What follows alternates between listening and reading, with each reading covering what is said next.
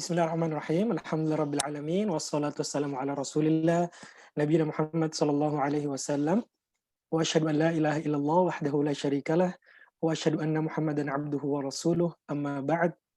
Terima kasih. Yang pertama kami ucapkan kepada Allah Subhanahu wa taala karena Allah Subhanahu wa taala memberikan kita kesempatan berupa kehidupan, keinginan, kekuatan, kemudian rasa ingin tahu sehingga kita sama-sama bisa berkumpul di sini untuk saling belajar, saling berbagi ilmu, dan alhamdulillah semoga dengan bersyukurnya kita dengan lisan dengan senantiasa mengucapkan alhamdulillah, kemudian bersyukurnya kita dengan hati dan tindakan kita, semoga kita sama-sama terus bisa dapat menambah nikmat-nikmat yang tak terhitung dari Allah Subhanahu wa taala. Dan semoga kita terhindar dari hamba-hamba yang tidak bersyukur kepada Allah Subhanahu wa taala. Kemudian salawat salam semoga terus tercurahkan kepada Nabi Muhammad sallallahu alaihi wasallam.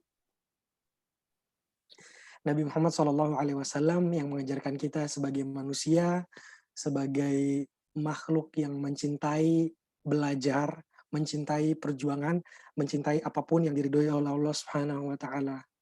Ini insyaallah kita sama-sama akan mempelajari dan membuktikan rasa cinta kita kepada salah satu tokoh Islam di Indonesia, yaitu Buya Hamka. Buya Hamka yang kita kenal adalah sosok tokoh dari persyarikatan kita yang membuat satu karya yang sangat bijaksana, sangat baik, sangat inspiratif, yaitu Tafsir Al-Ahzar. Dan insya Allah pada malam hari ini, di kajian pertama kita, kajian perdana yang insya Allah akan senantiasa rutin kita jalankan setiap hari Senin, setiap pekan, insya Allah pada pukul 8 sampai 8.40 malam. Dan insya Allah kita akan bagi dua, 30 menit pertama kita akan isi dengan materi yang akan disampaikan insya Allah juga secara rutin akan diisi oleh Ustadz Abdullah Ridho selaku Ketua PCIM Arab Saudi saat ini, dan nanti insya Allah akan diselang-selingi juga dengan Ustadz Hakimuddin, mantan Ketua PCIM Arab Saudi periode sebelum Ustadz Abdul Latif Ridho. Dan pada malam hari ini insya Allah Bapak dan Ibu sekalian, saudara-saudara, kita akan membahas Tafsir Al-Ahzar, Surah Al-Kahfi. Jadi Bapak-Bapak, Ibu-Ibu, dan saudara-saudara sekalian yang punya PDF atau punya kitabnya langsung Tafsir Al-Ahzar, silahkan untuk membuka Surah Al-Kahfi yang nanti akan dijelaskan dan diterangkan oleh Ustadz Abdul Latif Ridho. Dan insya Allah pada kesempatan di akhir nanti kita akan membuka sesi pertanyaan. Sesi pertanyaan ini boleh Bapak dan Ibu dan saudara sekalian untuk tuliskan di kolom chat, dan juga nanti kalau ada waktu yang cukup panjang, kita nanti akan nyalakan mikrofon dan akan bertanya secara langsung. Kemudian mari kita bersama-sama membaca doa belajar. Semoga Allah Subhanahu wa taala memudahkan kita dalam belajar. Allahumma inna nas'aluka ilman nafi'a wa rizqan thayyiba wa 'amalan mutaqabbala. Rabbana zidna ilma, Rabbana zidna ilma, Rabbana zidna ilma. Allahumma faqihna fid din, Allahumma faqihna fid din, Allahumma faqihna fid din. Amin ya rabbal alamin. Kemudian kepada Ustadz Abdul Latif Ridho kami persilahkan. Jazakumullah khairan Ustaz Ghazali atas kesempatan yang tadi diberikan. Bismillahirrahmanirrahim. Assalamualaikum warahmatullahi wabarakatuh. Alhamdulillahil alamin wa bihi nasta'in ala umur dunya waddin. Wassalatu wassalamu ala asyrafil anbiya'i wal mursalin nabiyina Muhammadin wa ala alihi wa ashabihi wa man tabi'ahum bi ihsanin ila yaumiddin. Allahumma shalli wa sallim ala nabiyina Muhammad wa ala alihi wa sahbihi wasallam. Para hadirin pemirsa pengajian live via Zoom pimpinan cabang istimewa Muhammadiyah Arab Saudi, alhamdulillah segala puji dan puja kita panjatkan kepada Allah Subhanahu wa taala yang atas karunia dan nikmatnya kita dapat berkumpul di tempat ini meskipun secara virtual untuk mengkaji kalam Allah, sehingga bertambahlah ilmu kita dan kita dapat memperbaiki amal-amal kita. Salawat dan salam senantiasa tercurah kepada Nabi kita Muhammad sallallahu alaihi wasallam dan juga kepada keluarganya dan para sahabat, dan juga pada semua yang mengikuti beliau sallallahu alaihi wasallam. Semoga kita termasuk dalam barisannya.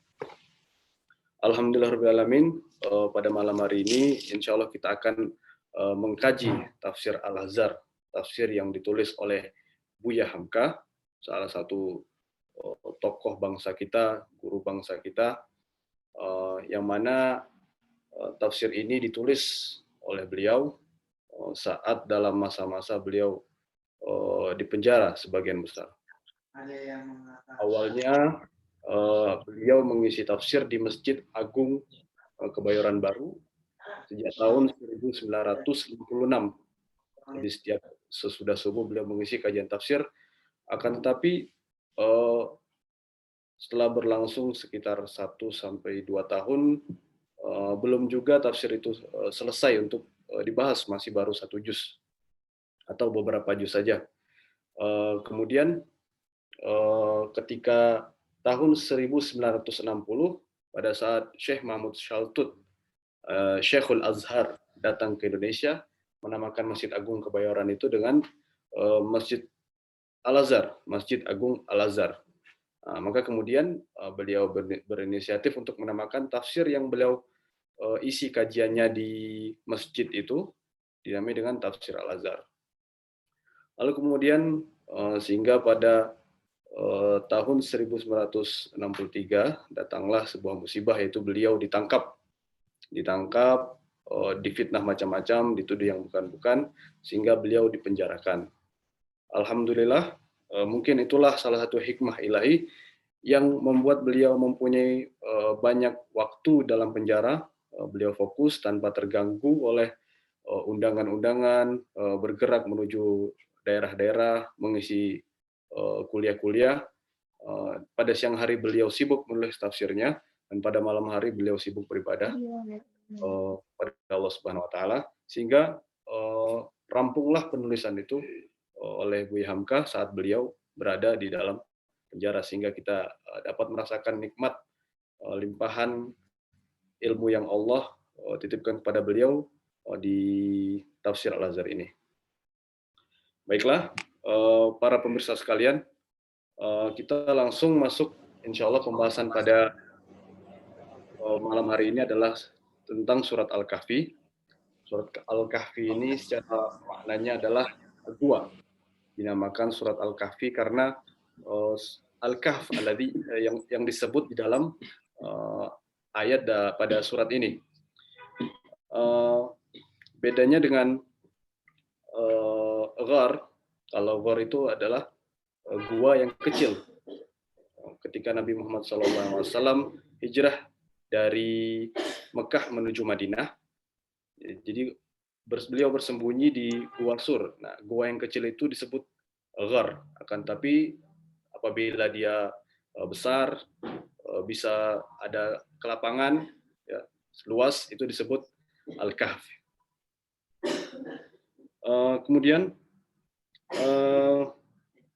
Buya Hamka di dalam menafsirkan Al-Quran, kita sama-sama tahu mungkin para jamaah sekalian, beliau sangat perhatian dengan segi bahasa, kemudian beliau menafsirkannya dengan ayat yang lain, jadi tafsir Al-Quran bil Quran, kemudian beliau menjelaskan dengan hadis juga, dengan riwayat-riwayat yang lain, dan juga beliau sedikit memberikan tadabbur beliau terhadap situasi kondisi masyarakat pada saat tafsir itu ditulis. Ada 3 cerita utama yang ada dalam tafsir ini. Yang pertama tentu berkaitan dengan nama surat itu sendiri, itu Al-Kahfi, yaitu kisah tentang Ashabul Kahfi, sekelompok pemuda yang melarikan diri dari penguasa demi menyelamatkan iman. Kisah kedua berkaitan dengan kisahnya Nabi Musa saat berguru kepada Nabi Khidir, yang mana beliau menyadari bahwasanya ternyata bukanlah beliau yang paling alim, alaihi wassalam. Ternyata ada juga yang lebih alim daripada Nabi Musa, sehingga Allah memerintahkan Nabi Musa untuk berguru kepada Nabi Khidir. Dan kisah yang ketiga adalah kisah Zulkarnain. Untuk malam ini insya Allah kita akan mengkaji bagian-bagian pertama dari surat Al-Kahfi,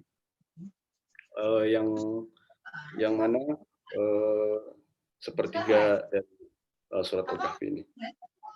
Baik, Allah Subhanahu wa taala berfirman, Bismillahirrahmanirrahim.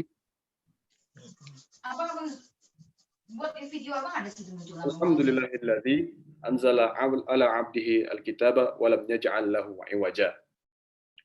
Segala pujian untuk Allah Subhanahu wa taala yang telah menurunkan kitab itu kepada hambanya dan tidak dijadikan padanya kebengkokan. Dalam ayat pertama ini banyak sekali hikmah yang bisa kita petik. Pertama, ada Allah menyebut segala puji hanya bagi Allah. Pertama itu Allah. Yang kedua, alladzi anzala ala abdihi, yaitu kedua hamba. Terus Alkitab, alladzi anzala ala abdihi. Ada tiga sisi di sini, yang mana Allah Subhanahu wa taala menurunkan kitab itu kepada hambanya melalui perantara Rasulnya Shallallahu Alaihi Wasallam. Maka Allah sebut dalam ayat ini segala puji hanya bagi Allah. Jadi walaupun hidayah itu datang melalui kitab, melalui perantara Rasulullah kepada manusia, tapi segala pujian atas hidayah itu semuanya dikembalikan kepada Allah Subhanahu wa taala. Ini sama dengan tafsir surat pertama dari surat Al-Fatihah. Alhamdulillahirabbil alamin, segala puji bagi Allah.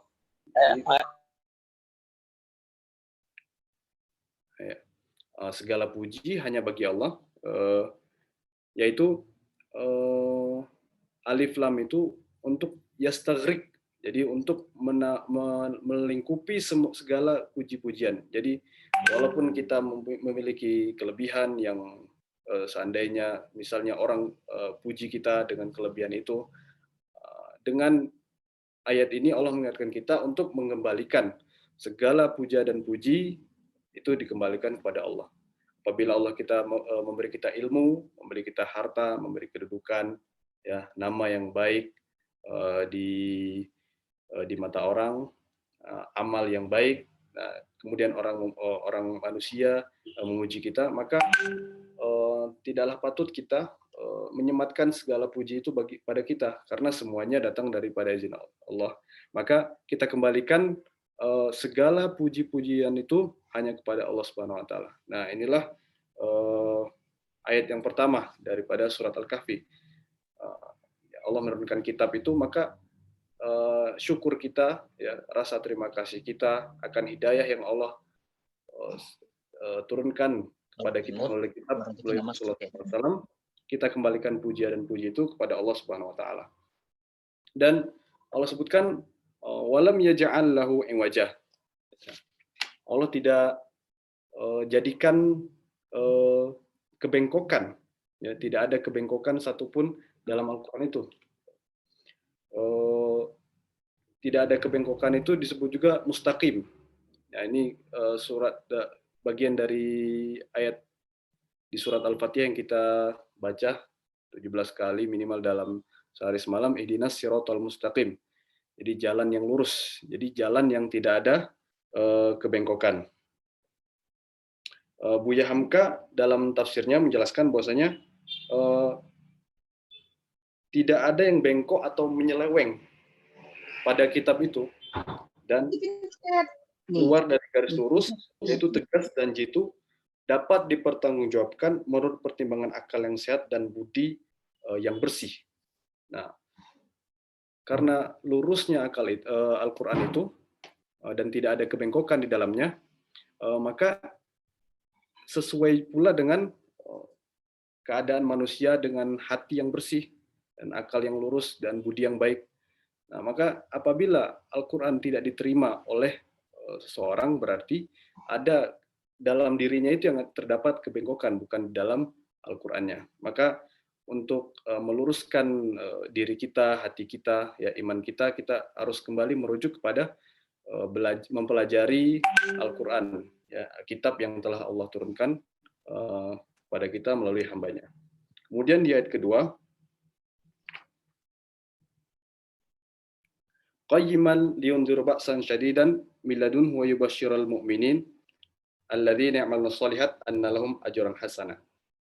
Yaitu kitab itu yang berkeadaan lurus supaya dia mengancamkan suatu azab yang langsung dari sisinya dan supaya menggembirakan bagi orang-orang yang beriman yang beramal soleh, sesungguhnya untuk mereka adalah balasan yang baik. Dalam ayat kedua ini Allah Subhanahu wa taala menjelaskan bahwasanya Allah mengatakan Al-Qur'an, kitab yang lurus itu memberi peringatan bahwasanya akan adanya azab yang pedih. Nah, jadi ketika kita diancam dengan azab yang pedih, kita akan ada rasa takut, dan rasa takut itu muncul karena ada rasa iman yang ada di dalam dada. Nah, maka orang-orang yang beriman ketika datangnya ancaman itu, pertama dia merasa khawatir, akankah dia termasuk dari orang-orang yang akan mendapat azab itu. Nah, tetapi orang yang beriman dan beramal soleh, dia mendapat kabar gembira bahwasanya balasan yang akan dia terima apabila dia beriman dan melakukan amal soleh, dia akan mendapat balasan yaitu berupa surga dan ridha Allah Subhanahu wa taala. Maka di sini Allah selalu menyematkan di dalam Al-Qur'an itu banyak ayat mengaitkan iman dan amal soleh. Jadi antara iman dan amal soleh itu tidak dapat dipisahkan. Apabila disebut orang beriman, berarti dia juga harus mengerjakan amal soleh. Dan apabila disebut amal soleh, berarti dia juga harus beriman. Karena Assalamualaikum warahmatullahi wabarakatuh. Kepada segenap umat Islam di tanah air tercinta Indonesia dan kepada seluruh ya, mohon maaf. Kita sambung lagi. Iman dan amal soleh itu tidak dapat dipisahkan. Jadi ringkasnya, iman tanpa amal soleh itu seperti tidak sempurna keimanannya. Jadi kalaulah orang munafik adalah orang-orang yang beramal soleh tapi tidak ada iman, maka orang-orang yang beriman tapi tidak amal soleh itu seperti orang-orang yang fasik. Jadi dalam surat Al-Hasyr, sebuah ayat di surat Al-Hasyr, Allah mengatakan, la takunu kalladzina nasullaha fa ansahum anfusahum. Jangan kamu seperti orang yang melupakan Allah. Ulaikumul fasikun, mereka lah orang yang fasik. Jadi iman tanpa amal soleh itu disebut fasik, ya. Kemudian amal soleh tanpa iman itu munafik, hanya luarnya saja. Nah, maka untuk mendapat kesempurnaan dalam iman, maka iman dan amal soleh ini harus dibarengi. Jadi tidak boleh salah satu saja. Kemudian kita lanjut lagi ke ayat ketiga. Ya, Allah mengatakan makithina fihi abada. Jadi kelanjutan daripada bisyarah atau kabar gembira yang Allah kabarkan bagi orang yang beriman dan beramal soleh, bahwasanya dia akan tinggal di sana, yaitu tinggal dalam balasan yang baik selama-lamanya. Makithina fihi abada. Wa yundzirul ladzina qalu takhadallahu walada, dalam ayat 4 Allah memberi peringatan kepada orang-orang yang mengatakan bahwasanya Allah memiliki anak. Nah, inilah yang dikata-katakan oleh musyrikin Quraisy bahwasanya Al-Lata, Al-Uzza itu adalah putri-putrinya Allah. Nah, kemudian orang Nasrani mengatakan bahwasanya Isa atau Yesus Al-Masih itu adalah putranya Allah. Kemudian orang Yahudi mengatakan bahwasanya Uzair adalah putranya Allah. Nah, Al-Quran ini datang untuk memberi peringatan bagi orang-orang yang mengatakan bahwasanya Allah memiliki putra, karena Allah adalah zat yang maha sempurna, tidak diperanakkan dan tidak beranak dan tidak butuh kepada pasangan. Maka sifat beranak itu adalah sifat mustahil, tidak mungkin, ya, sifat kekurangan, karena berarti Allah membutuhkan kepada pasangan, butuh untuk beranak, dan itu Allah Maha Suci dari segala sifat-sifat kekurangan itu. Nah, maka Allah memperingatkan kepada orang-orang yang mengatakan bahwasanya Allah itu memiliki anak. Kemudian dalam ayat 5 Allah berfirman, "Ma lahum bihi min ilmin wala li abaihim. Kaburat kalimatan takhruju min afwahim yaquluna illa kadziba." Dalam surat 5, tidak ada pada mereka tentang itu suatu ilmu pun, dan tidak pula pada nenek moyang mereka. Besarlah kalimat yang keluar dari mulut mereka, tidak lain yang mereka katakan itu melainkan dusta. Ya, kita sama-sama tahu bahwasanya apa yang orang musyrikin Quraisy itu katakan, bahwasanya Allah memiliki putra putri, ya, bahwasanya kata orang Nasrani Nabi Isa itu adalah putranya Allah, kata orang Yahudi tadi Uzair adalah putranya Allah. Mereka itu tidak punya ilmu satupun, sedikit pun, tentang bagaimana zat Allah itu. Dan mereka katakan bahwasanya Allah itu memiliki putra, itu tidak lain hanyalah kedustaan belaka. Ya, kalau kita teliti pada kitab-kitab suci di Talmud ataupun di Injil, banyak sebagian dari mereka juga menafsirkan bahwasanya ungkapan anak dalam Alkitab itu sebenarnya adalah ungkapan sayang saja, sayang rasa Allah kepada hambanya, bukan berarti anak itu artinya adalah hasil dari peranakan.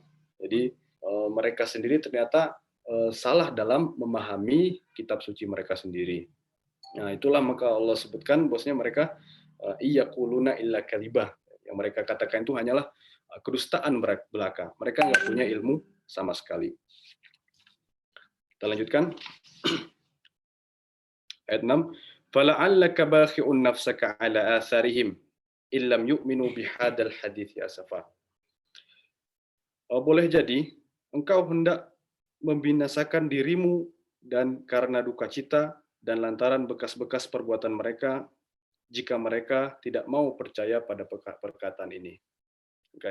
Allah memberikan peringatan kepada Nabi Muhammad. Fala'allaka bakhi'un nafsaka. Boleh jadi kamu ini hendak membinasakan diri atau membunuh diri karena bersedih, ya, mendengar bahwa kaum Quraisy tidak beriman kepadamu.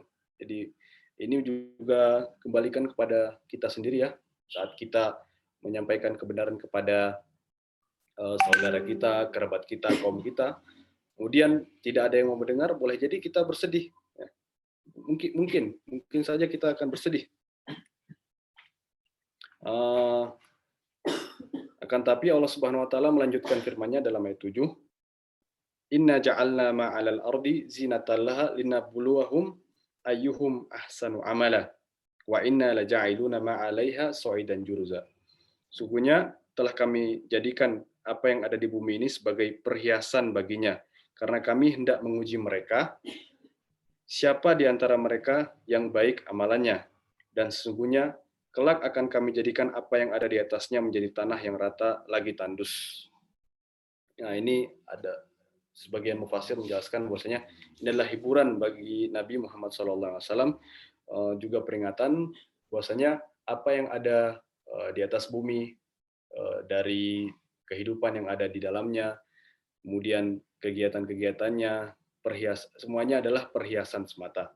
Dan nanti suatu hari semuanya akan jadi tanah yang rata lagi tandus. Maka sebagai orang yang beriman tidak tergantung, tidak terikat hatinya kepada segala perhiasan-perhiasan yang ada di dunia ini. Jadi saat datang musibah dia tidak terlalu sedih karena dia mengetahui bahwasanya hakikatnya semuanya adalah perhiasan, dan saat datang kesenangan dia juga tidak terlalu senang. Ya, tidak senang dia bersyukur, akan tapi bukan itu yang menjadikan dia bersenang-senang, dan dia tidak terlena, tidak terbuai dengan perhiasan dunia.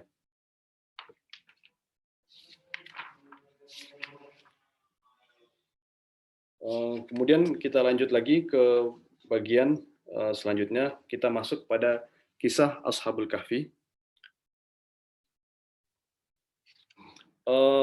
Buya Hamka dalam tafsirnya ini, beliau menafsirkan ayat demi ayat berurutan, jadi sistemnya sistem mushafi.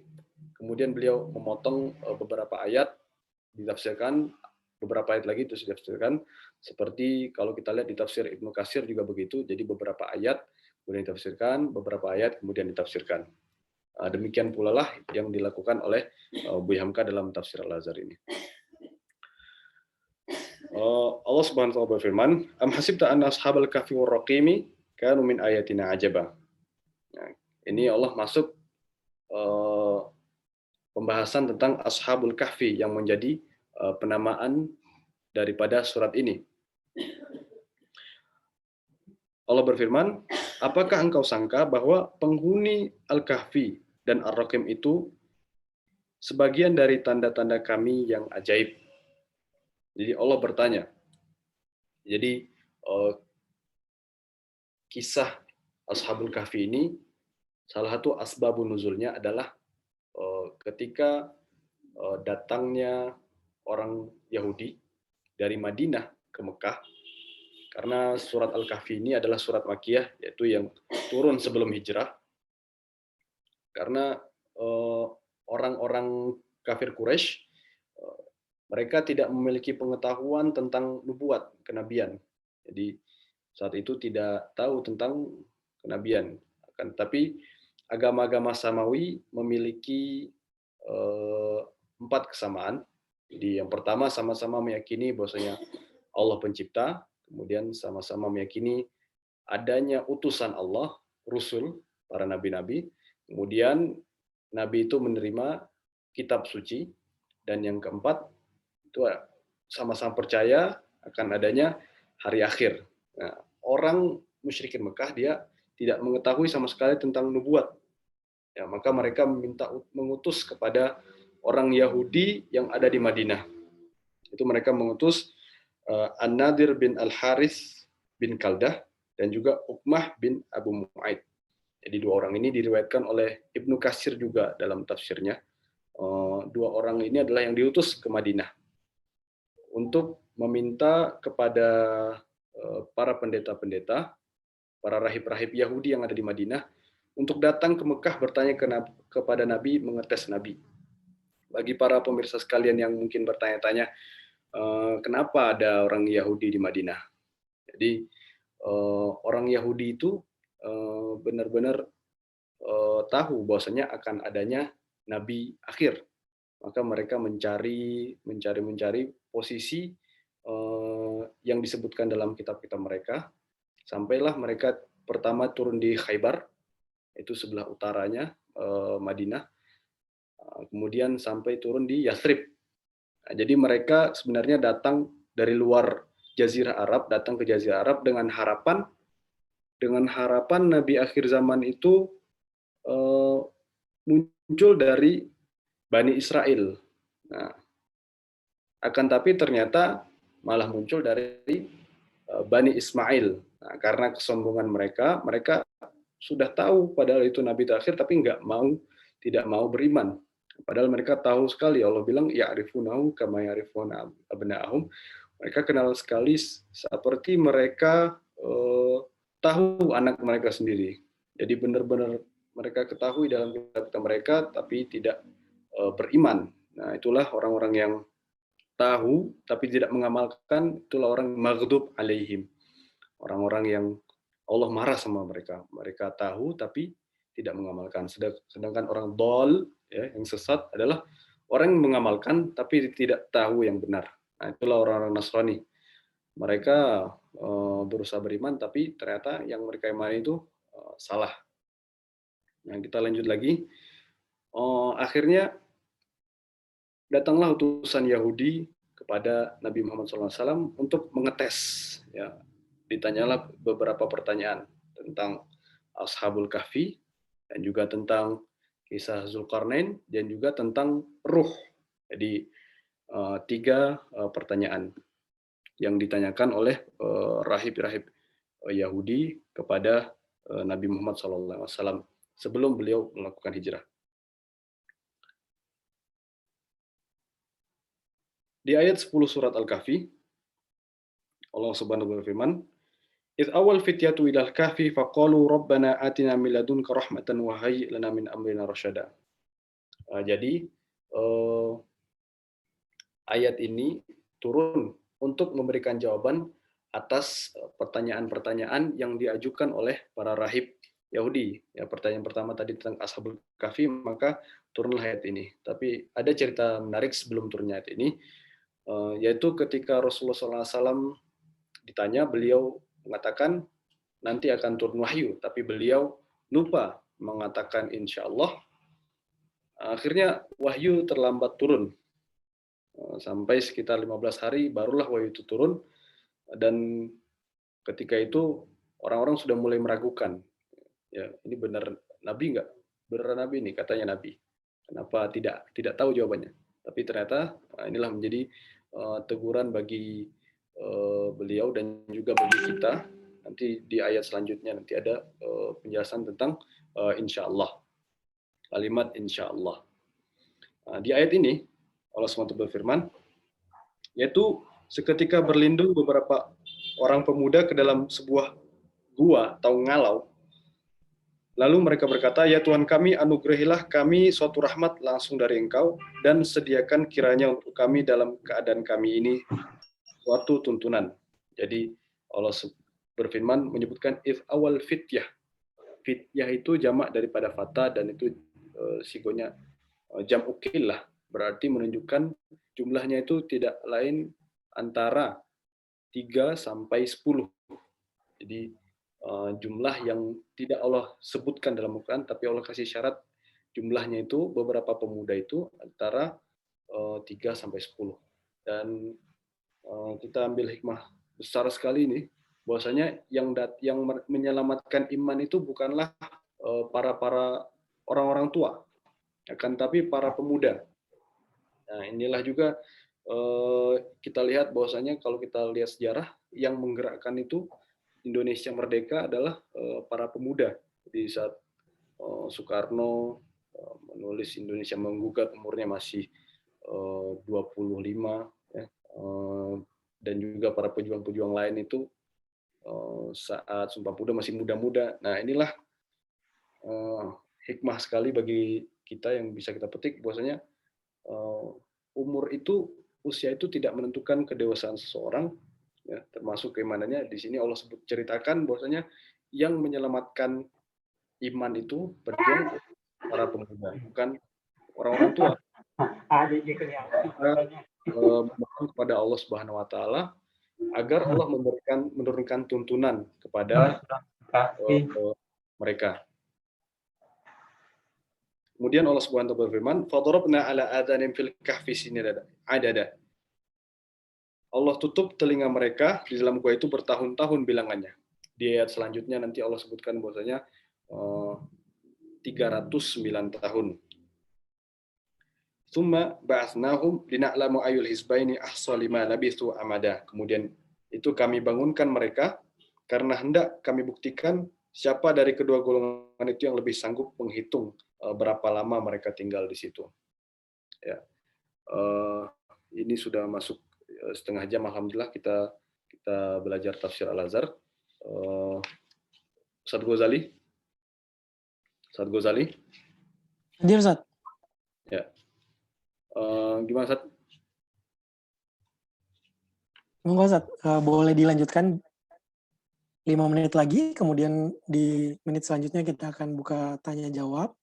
Insya Allah kita akan membuka 2 pertanyaan saja, dan kemudian nanti setelah tanya jawab kita akan absen. Jadi masing-masing dari hadirin sekalian, Bapak Ibu dan saudara sekalian boleh menuliskan namanya, kemudian asalnya dari mana, dan yang terakhir nanti kita akan foto bersama sebelum kita tutup. Untuk selanjutnya kami berikan waktu 5 menit tambahan kepada Ustadz Abdul Latif Ridho untuk melengkapi, dan kemudian nanti kita akan masuk ke sesi tanya jawab. Demikian, Ustadz. Baik, jazakumullah khairan Ustaz Ghazali. Insya Allah kita hanya membahas sampai ayat 12 ini saja, karena biar sesuai potongannya dengan yang Buya Hamka susun di tafsirnya.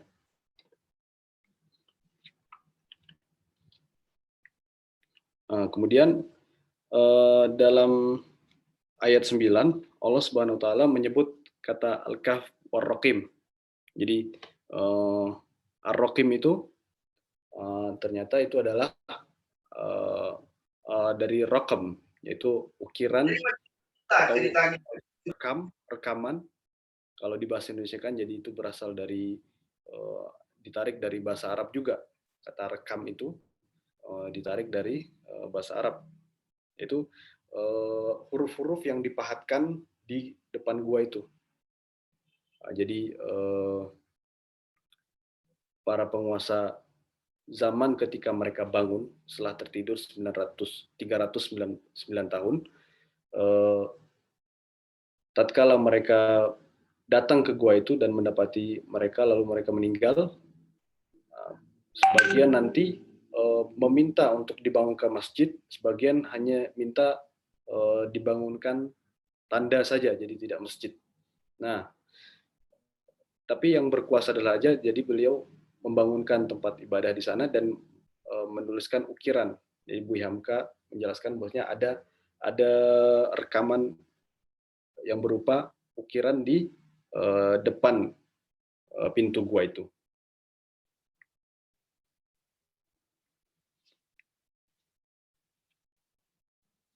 Ya mungkin karena pembahasan potongan ayat 13 sampai 17 ini agak panjang, mungkin pada malam hari ini kita sampai di sini dulu. Kurang lebihnya mohon maaf, dan juga mohon nasihat atau kritikan dari para pemirsa sekalian jika ada kekurangan. Kurang lebih jemaat, mohon maaf. Assalamualaikum warahmatullahi wabarakatuh.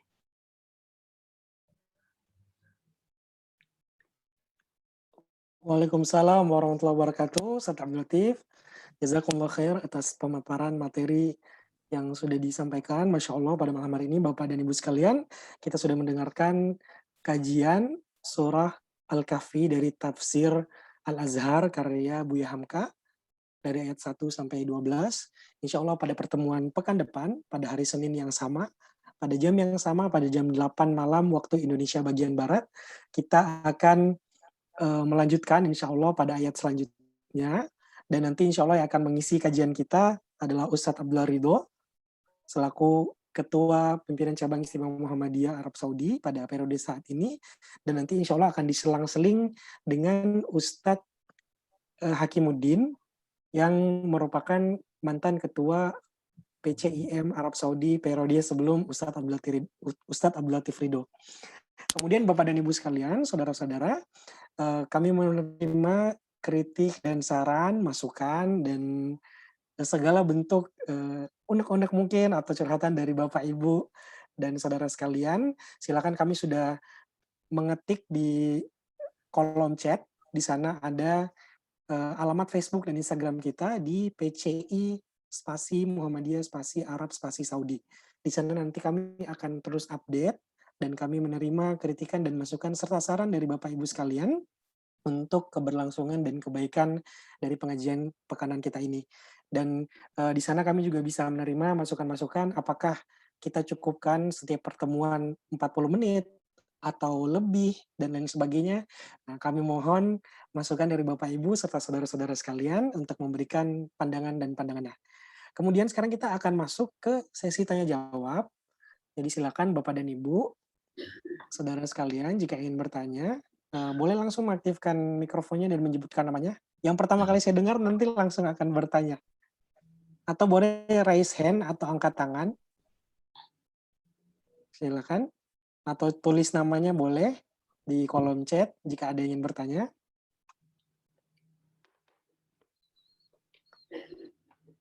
Sambil kita menunggu, jadi Bapak Ibu saudara sekalian, hari ini alhamdulillah kita sudah membahas masalah muqaddimah, pembukaan sedikit, dan juga tentang ayat 1 sampai 12 surah Al-Kahfi dari tafsir Buya Hamka. Dan alhamdulillah ini sudah ada yang angkat tangan, ada Bapak Sansul Silo. Silakan Bapak Sansul Silo untuk mengaktifkan mikrofonnya, memperkenalkan nama Bapak, asal daerahnya dari mana. Silakan, Pak. Assalamualaikum warahmatullahi wabarakatuh. Saya Waalaikumsalam warahmatullahi wabarakatuh. Susilo dari Kabupaten Jawa Barat, dari Kota Kuningan, Jawa Barat. Oh, Masya Allah. Malam, Ustaz Susilo. Alhamdulillah ini dibuka dengan kajian-kajian seperti ini. Insya Allah ini sangat bermanfaat sekali buat kami-kami yang ada di daerah. Nah, hanya sekedar usulan. Mungkin kalau ada semacam buletin hasil dari kajian ini, bisa nggak di satu saat tampil nanti di-share gitu. Jika nanti kami bisa copy atau mendownload atau apa itu print screen lah gitu. Atau syukur-syukur ada file yang bisa dikirim. Terima kasih, mudah-mudahan ini berlangsung terus. Kami di daerah sangat menunggu ini ilmu-ilmu yang besar dari teman-teman sekalian ini. Terima kasih, salam untuk yang hadir semuanya. Assalamualaikum warahmatullahi wabarakatuh. Waalaikumsalam warahmatullahi wabarakatuh. Terima kasih Bapak Susilo. Akan ditanggapi langsung oleh Ustadz Abdul Latif. Silakan Ustadz Abdul Latif. Jazakumullah khairan Ustadz Susilo. Ya, insya Allah kita usulannya bagus ya.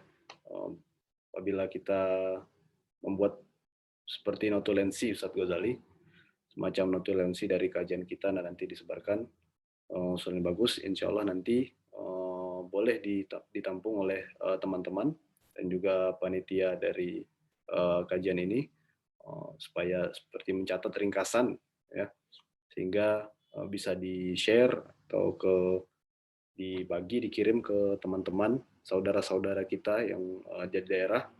Dan alhamdulillah ini bisa dibilang internasional Pak Susilo, karena ini Mas Ghazali ada di Jeddah, ya.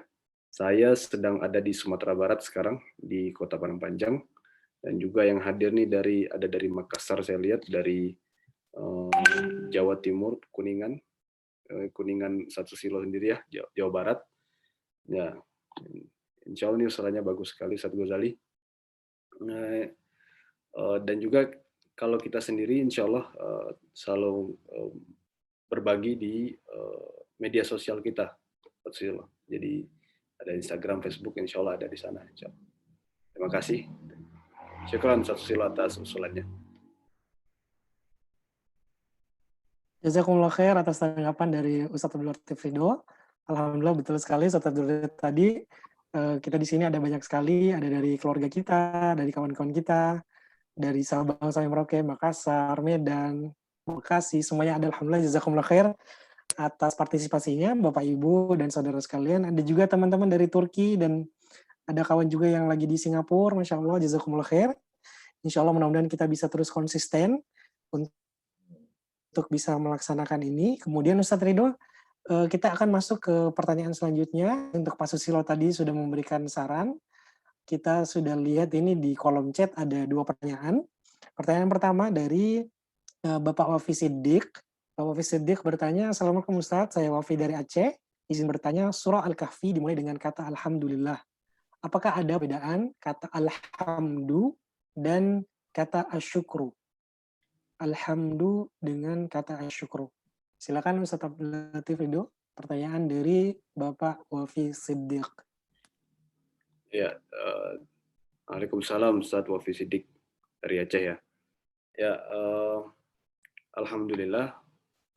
Alhamdulillah itu asana al-jamil. Jadi segala puji-pujian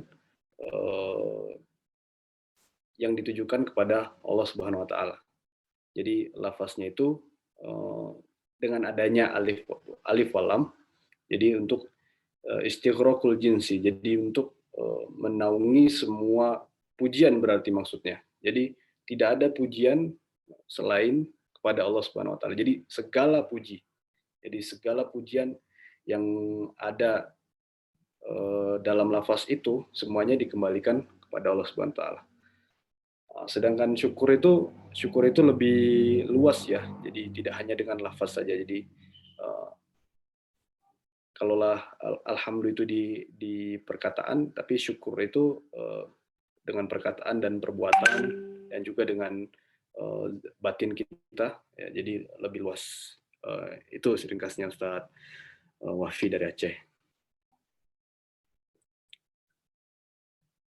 Jazakumullah khair Ustadz Abdul Latif Ridho atas jawabannya. Pertanyaan tadi dari Ustadz Wafi di Aceh. Selanjutnya pertanyaan yang terakhir. Mohon maaf ini saya tidak tahu ini apakah ini Bapak atau Ibu. Assalamualaikum. Saya Nila dari Malang. Kira-kira perbedaan tafsir Al-Azhar dengan tafsir yang lain apa ya Ustadz?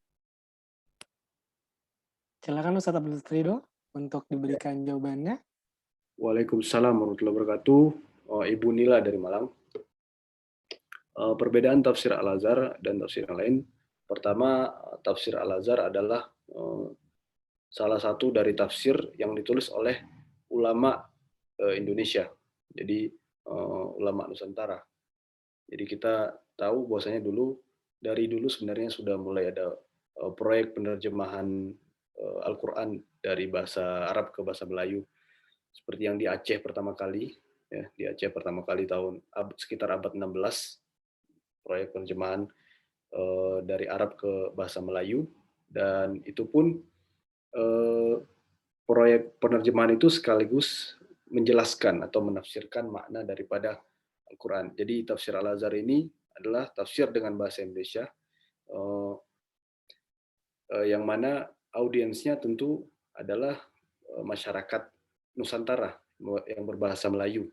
Jadi tidak menggunakan bahasa Arab, walaupun banyak kaidah-kaidah tafsir juga yang beliau gunakan, seperti tafsir Quran bil Quran, jadi menafsirkan ayat dengan ayat yang lain, atau dengan hadis lain, tafsir Quran bil hadis. Nah, ya fokusnya dari tafsir Al-Azhar ini ya tentu itu tadi, jadi ditujukan kepada masyarakat Melayu. Adapun kandungannya tidaklah jauh berbeda dengan tafsir-tafsir yang lebih dulu, karena di tafsir Buya Hamka ini beliau sedikit kadang menjelaskan juga nukilan dari tafsir Ibnu Katsir, nukilan dari tafsir At-Tabari, dan juga pandangan-pandangan fikih yang lain. Dan juga beliau juga meriwayatkan penafsiran dari mufasir-mufasir zaman dahulu, ya, seperti nanti ada Mujahid disebutkan, Mujahid bin Jabir itu adalah muridnya Ibnu Abbas, imamnya mufassirin, ya, dari sahabat. Mujahid ini adalah salah satu mufassir zaman tabi'in.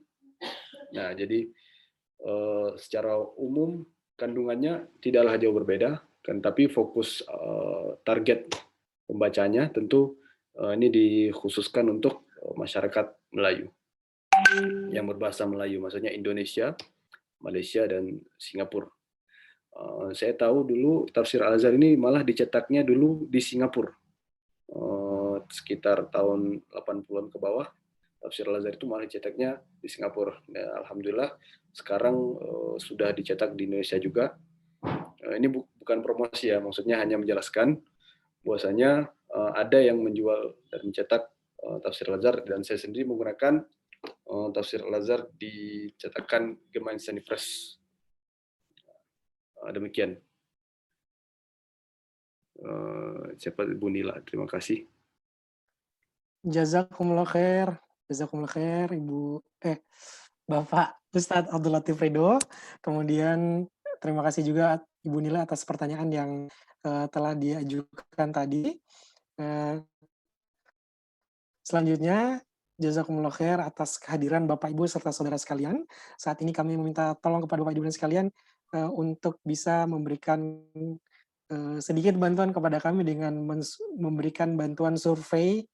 Kami ingin Bapak dan Ibu sekalian menuliskan domisili saat ini sekarang lagi di mana ini Bapak dan Ibu mendengarkan pengajiannya.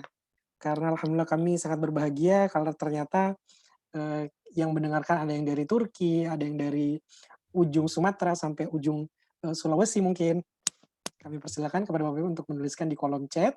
Kemudian kita sambil menunggu kurang lebih 30 detik untuk Bapak dan Ibu sekalian mengaktifkan kameranya. Kita akan foto bersama sebelum kita tutup. Silakan Bapak dan Ibu saudara sekalian untuk mengaktifkan kameranya.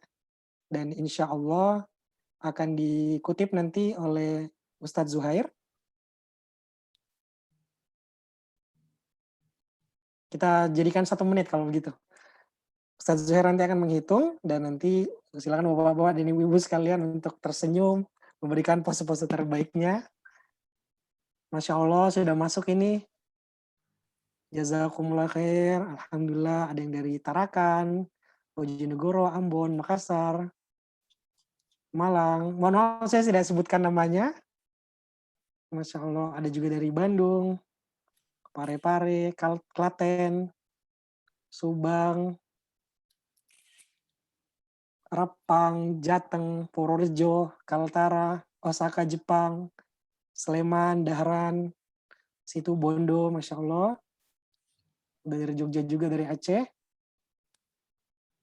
Ada dari Depok juga, jazakumullah khair. Kemudian, Bapak dan Ibu sekalian, insya Allah kita akan mengupload, akan mengunggah kajian kita pada malam hari ini di halaman YouTube Pimpinan Cabang Istimewa Muhammadiyah Arab Saudi. Bapak dan Ibu boleh cari di kolom pencarian YouTube PCIM Arab Saudi. Kemudian di situ, kalau Bapak-Bapak lihat, ada PCIM Muhammadiyah Arab Saudi di halaman Facebook. Jadi sebelah kiri ini Facebooknya, akun Facebooknya, yang tengah ini akun YouTube-nya, dan yang sebelah kanan adalah akun Instagram PCIM Saudi tanpa garis underscore, karena ada satu akun yang dulu sempat kita buat tapi lupa passwordnya, akhirnya kita bikin akun yang baru PCIM Saudi langsung. Demikian. Masya Allah, ada juga yang dari Gorontalo, dari Semarang. Jazakumullah khair untuk keluarga sekalian, karena di sini yang saya lihat ada beberapa keluarga kita, ada ustadz-ustadz kita, kawan-kawan kita, jazakumullah khair atas kehadirannya. Selanjutnya akan dihitung sampai hitungan ketiga, dan Ustadz Zuhair akan mengutip. Silakan Bapak dan Ibu sekalian mencari posisi terbaiknya. Insya Allah nanti kita akan update di Facebook dan Instagram foto bersama kita ini. Silakan Ustadz Zuhair, dihitung Ustadz. Oh, Mas. Kemudian Bapak dan Ibu mohon yang diaktifkan. Oh, ternyata adanya Ustadz Zuhair. Oke, 1, 2, 3. 1, 2, 3. Lagi terakhir 1, 2, 3. Oke, siap. Insya Allah. Jazakumullah khair. Terima kasih Bapak dan Ibu sekalian, saudara-saudara sekalian. Kita berdoa kepada Allah Subhanahu wa taala, semoga Allah Subhanahu wa taala memberikan kita kebaikan dunia dan akhirat, memberikan kita ilmu yang bermanfaat, jauhkan kita dari kesesatan, memberikan kita kebaikan secara terus-menerus, dan memudahkan kita untuk melakukan amalan-amalan saleh. Allahumma inna nas'aluka ilman nafi'a wa rizqan thayyiban wa amalan mutaqabbala. Allahumma inna nas'aluka ridhaka wal jannah wa na'udzubika minan nar. Allahumma a'inna ala dzikrika wa syukrika wa husni ibadatik. Lamna anfusana wa illam taghfir lana wa tarhamna lanakunanna minal khasirin. Rabbana atina fid dunya hasanah wa fil akhirati hasanah wa qina adzabannar. Amin rabbal alamin. Mari kita tutup dengan membaca doa kafaratul majelis secara bersama-sama. Subhanakallahumma bihamdik, nasyhadu an la ilaha illa anta, nastaghfiruka wa natubu ilaik. Terima kasih Bapak dan Ibu sekalian. Terima kasih kepada Ustadz Abdul Latif Ridho, kepada Ustadz Zuhair yang tadi sudah memberikan kutipannya. Kalian yang sudah hadir, yang tadi kita sudah sebutkan, Masya Allah, dari ujung Indonesia ke ujung Indonesia yang lain, dari berbagai belahan dunia, Alhamdulillah, mudah-mudahan di pertemuan ke depan semakin banyak yang bisa hadir. Kami juga menghimbau untuk Bapak dan Ibu sekalian untuk bisa menyebarkan pengumuman ini nanti. Insya Allah kita akan lebih cepat lagi mengumumkannya di grup-grup Bapak Ibu dan saudara sekalian. Dan insya Allah pengajian kita, jangan lupa Bapak Ibu dan saudara sekalian, akan kita lanjutkan kembali pekan depan di hari Senin, di hari yang sama, di jam yang sama. Insya Allah setelah durasi kita akan diskusikan kembali, kita akan infokan di halaman Facebook kami, dan juga di halaman Instagram. Bapak dan Ibu sekalian juga jika mengalami atau ingin bertanya lebih lanjut yang belum bisa ditanyakan kepada Ustadz Abdul Latif Ridho tadi, boleh memberikan pertanyaannya di kolom Instagram atau di Facebook. Demikian, terima kasih. Semoga Bapak, Ibu, Saudara sekalian sehat selalu dimanapun berada, terhindar dari apapun yang membuat hati gelisah, mudah-mudahan rezekinya lancar, mudah-mudahan bisa berbahagia dengan orang-orang yang tersayang, dan yang paling kita tunggu, mudah-mudahan Bapak, Ibu, Saudara sekalian bisa disegerakan untuk datang ke Arab Saudi menunaikan umroh atau haji. Amin ya Rabbal Alamin. Alhamdulillah, sedikit info dari kami sebelum kami tutup kepada Ibu sekalian, Saudara, bahwa kemarin tanggal 1 November itu sudah ada jemaah umroh yang datang ke Arab Saudi. Sudah ada dari baru 2 negara yang diizinkan untuk umroh, dari negara Pakistan dan juga Indonesia. Kemudian untuk mekanisme dan bagaimana selanjutnya itu insya Allah nanti sudah diatur sama masing-masing travel. Jadi Bapak Ibu tinggal berdoa sekencang-kencangnya. Semoga Allah mudahkan. Mudah-mudahan dalam waktu dekat Bapak Ibu Saudara sekalian yang kemarin sempat tertunda untuk berangkat umroh, semoga bisa segera datang ke sini kemudian berumroh, beribadah subhanahu wa ta'ala. Amin. Itu saja Bapak dan Ibu sekalian. Sehat selalu pokoknya. Demikian dari kami melaporkan dari Jeddah, membimbing acara ini. Jazakumullah khairan. Assalamualaikum warahmatullahi wabarakatuh. Waalaikumsalam warahmatullahi wabarakatuh. Terima kasih Bapak Ibu sekalian. Silakan boleh meninggalkan ruangan. Jazakumullah khairan. Terima kasih yang dari Semarang, Padang, Gorontalo, dan semuanya yang sudah hadir di sini. Jazakumullah khairan.